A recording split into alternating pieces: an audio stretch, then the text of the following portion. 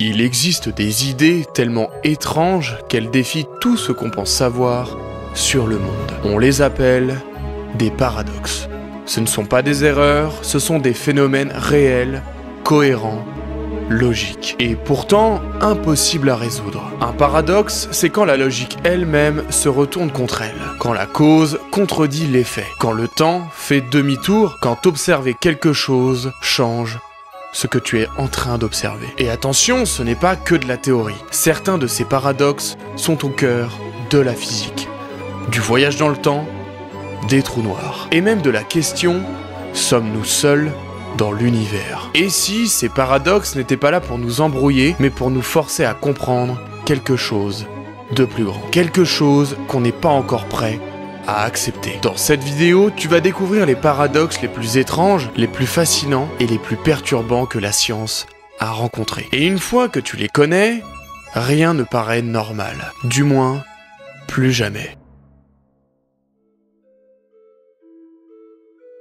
Et si je te disais qu'on devrait déjà être en contact avec des extraterrestres? Pas dans 1000 ans, pas dans un futur hypothétique, mais bien aujourd'hui, maintenant. Parce que, mathématiquement, ça n'a aucun sens qu'on soit seul dans l'univers. C'est exactement ce qu'Enrico Fermi, un physicien italien, connu pour avoir développé le tout premier réacteur nucléaire, a déduit. Un jour, en plein déjeuner avec ses collègues, il a levé les yeux et a posé une question toute simple. Mais où sont-ils tous? C'est comme ça qu'est né ce qu'on appelle aujourd'hui le paradoxe de Fermi. Mais pourquoi est-ce un paradoxe? Parce que l'univers est ancien, très ancien. Notre système solaire est relativement jeune, mais il existe des étoiles plus vieilles de plusieurs milliards d'années que le Soleil, avec des planètes, des océans et peut-être même de la vie intelligente. Et parmi toutes ces civilisations, certaines auraient eu tout le temps nécessaire pour inventer le voyage interstellaire, coloniser leur galaxie et pourquoi pas nous trouver. Mais voilà le problème.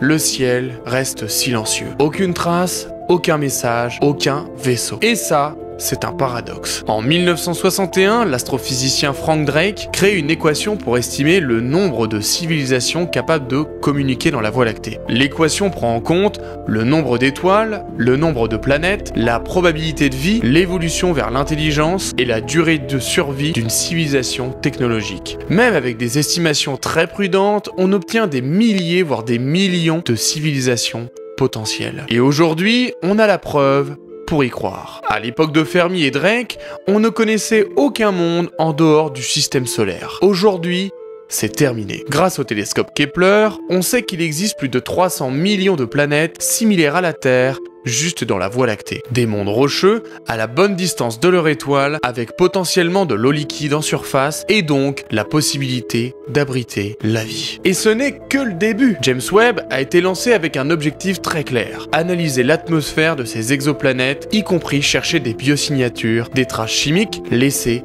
par la vie. Peut-être qu'il découvrira de l'oxygène, du méthane ou même des technosignatures. Mais pour l'instant, le ciel reste muet. Alors, pourquoi ce silence? Certains pensent que les civilisations s'autodétruisent avant de pouvoir voyager très loin. D'autres disent qu'on est trop primitif pour être digne d'intérêt. Ou bien qu'ils utilisent des technologies indétectables, voire incompréhensibles pour nous. Et si c'était encore pire? Et s'ils étaient déjà venus avant que l'homme n'apparaissent? Ou maintenant, mais qu'ils se cachent, comme des observateurs invisibles testant notre évolution sans intervenir. Certains pensent même que nous vivons dans une sorte de réserve cosmique protégée, ou du moins ignorée. Mais les signaux alors? Dans les années 1960, on scrute le ciel. On écoute, on émet, on attend. Et pourtant, toujours rien. Un vide, un grand silence radio qu'on appelle le grand silence cosmique. Et toi, qu'est-ce que t'en penses? Est-ce que le silence du ciel veut dire qu'on est seul, ou est-ce simplement le calme avant la révélation?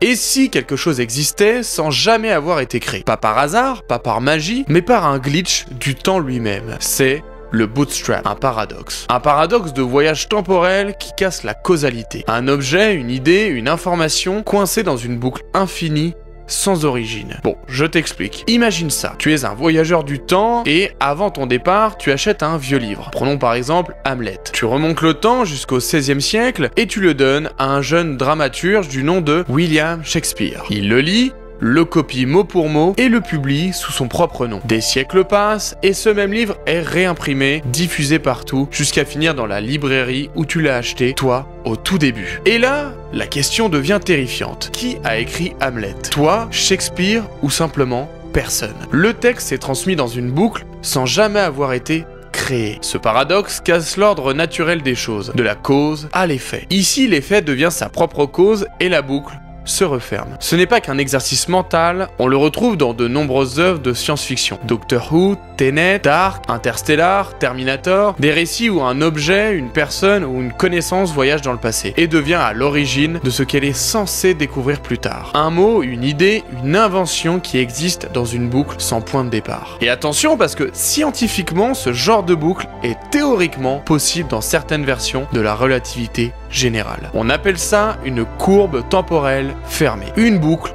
dans l'espace-temps. Mais ça ouvre une autre question. Si l'univers permet ce genre de paradoxe, alors qu'est-ce que le temps réellement? Et surtout, est-ce que nous-mêmes, on pourrait faire partie d'une boucle plus vaste, plus ancienne, sans jamais en connaître l'origine?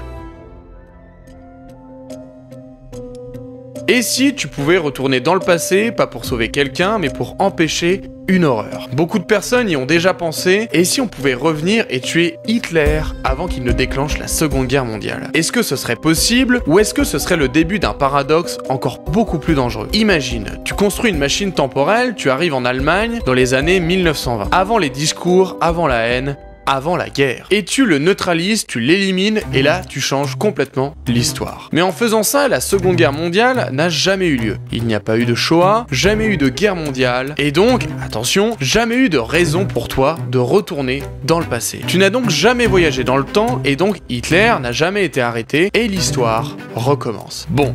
Voilà le cœur du paradoxe. Une action qui efface elle-même sa cause. Et là encore, les scientifiques évoquent une issue possible, le dédoublement du réel. En tuant Hitler, tu n'effaces pas ton propre passé, tu ouvres une nouvelle ligne temporelle, un univers alternatif où la guerre n'a jamais eu lieu, mais où ton monde d'origine, lui, existe toujours et est intact. Et imagine si tu te trompes. Et si ce nouveau monde sans Hitler donnait naissance à quelque chose d'encore pire? Et c'est là que les paradoxes temporels deviennent vertigineux. Changer le passé, ce n'est pas juste déplacer une pierre, c'est ouvrir un gouffre. Et parfois, ce gouffre te regarde en retour. Mais ce n'est rien comparé au prochain paradoxe, car là, ce n'est plus toi qui change le monde, c'est ton regard, ta simple présence qui change la réalité.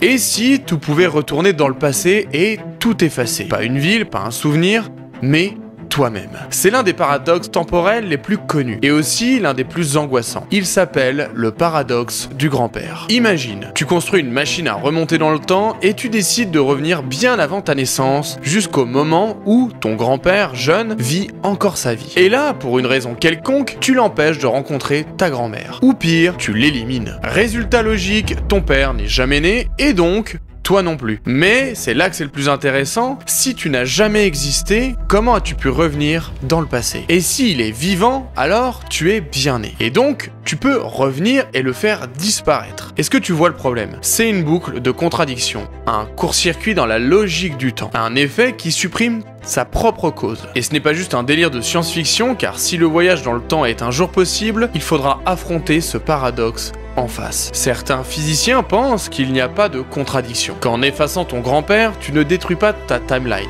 tu en crées juste une nouvelle, une ligne temporelle parallèle. Un autre monde, si tu préfères, dans lequel tu n'existeras jamais, mais où le tien d'origine continue d'exister quelque part. Mais attention, parce que d'autres vont beaucoup plus loin, et pensent qu'il existerait une infinité de versions alternatives de toi, de ton passé et de ton futur. Chaque altération crée une bifurcation dans le réel. Et là, on entre dans un autre sujet encore plus vertigineux, celui des univers parallèles, mais bien sûr, on y reviendra. Pour l'instant, pose-toi cette question. Si tu pouvais revenir dans le passé et changer un seul événement, est-ce que ce serait encore toi qui vivrais dans ce monde modifié, ou est-ce qu'en changeant l'histoire, tu t'effacerais sans même t'en rendre compte?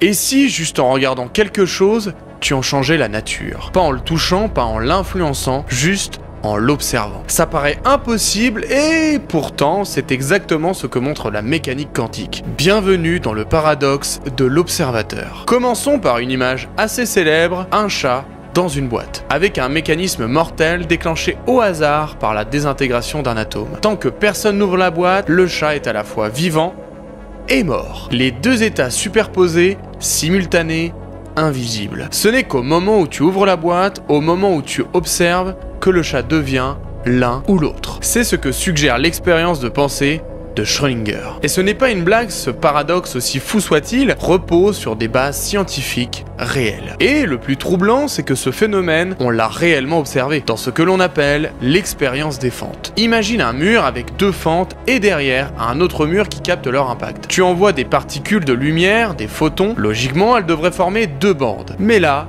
pas du tout. Elle crée un motif d'interférence, comme si chaque photon passait par les deux fentes en même temps et interagissait avec lui-même. Comme s'ils étaient partout à la fois, comme s'ils ne faisaient de choix qu'au dernier moment. Mais voici le plus incroyable. Si tu installes un détecteur juste pour regarder par quelle fente passe le photon, alors l'interférence disparaît. Comme si le fait de regarder changeait le comportement de la particule. Comme si l'univers lui-même répondait à notre regard. Ce n'est pas une illusion, ce n'est pas une erreur, c'est la base de la mécanique quantique. Et personne aujourd'hui ne comprend vraiment pourquoi. Car observer, c'est influencer le réel. Et là, une nouvelle question surgit encore. Est-ce que tout ce qu'on observe existe uniquement parce qu'on le regarde? Et si l'univers avait besoin de conscience pour fonctionner? Ou pire, et si c'était l'univers lui-même qui nous observait en retour? Mais si la physique quantique te paraît étrange, attends de voir ce qui se passe dans les profondeurs d'un trou noir. Un endroit où la réalité, l'espace, le temps et même l'information semblent disparaître.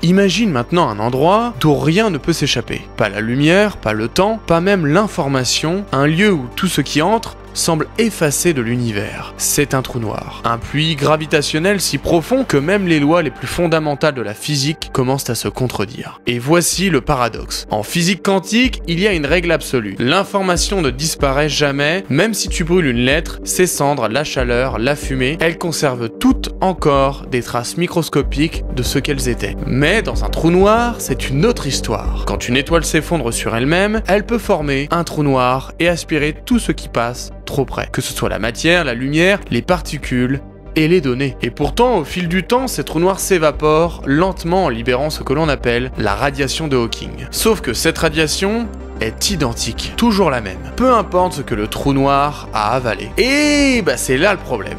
Si un trou noir recrache la même chose, qu'il a avalé un caillou, une étoile ou une bibliothèque entière, alors l'information est perdue à jamais. Et ça, selon la physique quantique, c'est impossible. Deux théories majeures de la science s'affrontent ici. D'une part, la relativité générale, qui décrit la gravité et affirme que tout est détruit dans un trou noir, et de l'autre, la mécanique quantique qui interdit toute perte d'information. Deux piliers de la science, deux vérités fondamentales. Et elles ne peuvent pas coexister. Mais récemment, une idée est apparue. Peut-être que l'information ne disparaît pas vraiment, mais qu'elle est stockée à la frontière du trou noir, sur ce que l'on appelle la surface quantique extrémale. Un genre de membrane invisible juste derrière l'horizon des événements qui enregistre lentement ce que le trou noir évacue. Une sorte de disque dur cosmique mais invisible et incompréhensible. Mais est-ce que ça résout le paradoxe? Eh bien pas encore. Mais ça change absolument tout. Peut-être que l'information n'est jamais perdue. Elle s'échappe